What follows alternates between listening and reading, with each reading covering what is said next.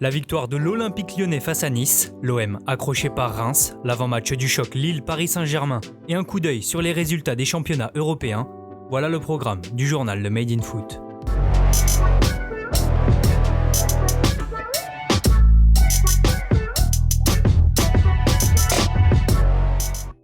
Mais qui peut stopper Lyon ? En s'imposant 4-1 hier sur la pelouse de Nice, l'OL a porté à 13 son nombre de matchs sans défaite et prend donc la tête de la Ligue 1. Après une première demi-heure équilibrée, les hommes de Garcia vont profiter des récurrentes erreurs niçoises pour ouvrir le score. Ensoki fauche grossièrement Kadewere dans la surface, Memphis s'avance face à Benitez et nous gratifie du magnifique Panenka. 7 minutes plus tard, Kadewere encore lui intercepte une passe latérale de Boudaoui. L'attaquant zimbabwéen se présente face au gardien niçois et envoie une frappe croisée pour le but du break. Peu avant la pause, le gym va tout de même parvenir à réduire la marque et comme un symbole, c'est Amine Gouiri, formé à Lyon, qui trompe Lopez de la tête. Nice va alors pousser pour égaliser en seconde période, mais les Aiglons vont se faire contrer. Memphis envoie Kadewere sur orbite, le numéro 11 fixe Benitez et décale Toko Ekambi qui marque dans le but vide.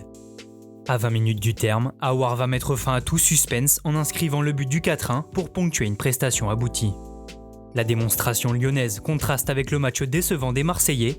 Plus tôt dans l'après-midi, l'OM a été freiné un but partout par le stade de Reims. Un résultat frustrant pour les hommes de Villas-Boas, dominateurs mais qui se sont heurtés au bloc rémois. Les Marseillais jouent en plus de malchance, à l'image du premier but du match, un contre son camp de Nagatomo suite à un centre de Zenelli à la 22e. Les Phocéens vont tout de même parvenir à égaliser avant la pause. Suite à une frappe déviée de Rongier, le ballon arrive sur la tête de Benedetto qui remet sur Thauvin au second poteau. La seconde période est à sens unique, mais Marseille manque de réalisme et tombe sur un très bon Rajkovic. Défait mercredi à Rennes, l'OM perd encore des points précieux et pourrait laisser Lille et Paris s'échapper. Ce soir, en clôture de cette 16e journée de Ligue 1, le LOSC 2e reçoit le Paris Saint-Germain 3e pour un choc au sommet.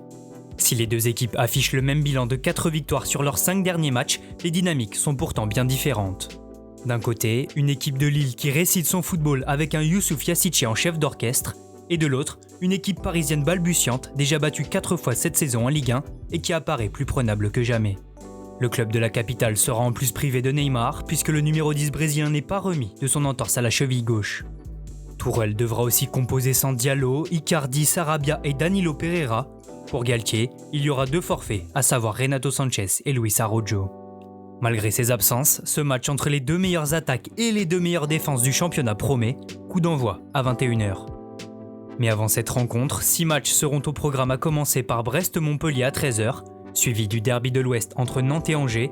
Il y aura aussi Dijon-Monaco, Saint-Étienne-Nîmes, Strasbourg-Bordeaux et Lorient-Rennes pour un duel 100% breton. Avant de passer à l'étranger, notons également la victoire du FC Metz 2-0 à domicile face au RC Lens. Opa Nguet et Farid Boulaya sont les buteurs grenats. En première ligue hier, Liverpool a régalé en offrant le carton de cette fin d'année, 7-0 face à Crystal Palace. Les buts sont signés Minamino, Mané et Anderson. Firmino et Salah ont tous les deux inscrit un doublé pour permettre aux Reds de garder leur première place. Juste derrière eux, on retrouve l'autre club de la ville, Everton, vainqueur d'Arsenal de buts à 1. Avec cette nouvelle défaite, les Gunners continuent de chuter au classement et se retrouvent 15e. A noter aussi la victoire 1-0 de Manchester City face à Southampton grâce à un but de Raheem Sterling. En Espagne, l'Atlético Madrid s'est rattrapé. Une semaine après leur défaite dans le derby, les Colchoneros ont renoué avec le succès 3-1 face à Elche. Luis Suarez a marqué par 2 fois, l'autre but est signé Diego Costa. Pour eux, c'est toujours aussi compliqué et inconstant, le FC Barcelone a été accroché 2 buts partout par Valence.